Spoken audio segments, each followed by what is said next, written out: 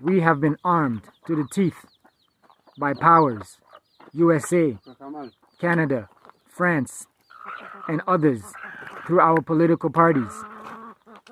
We have been dealing with some serious issues. Our ignorance has caused us to fall into much traps by the enemy. It seems like you too have been caught in a trap by the enemy, offering you money and resources for you to be able to come into Haiti and do what you're doing, securing land for the enemy. This will not be tolerated in no way.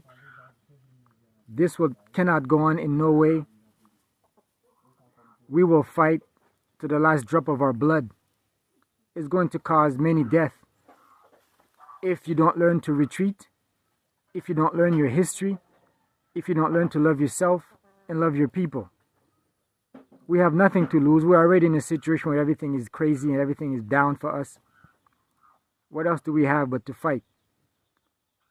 Yesterday, February 23rd, last night, the Kenyan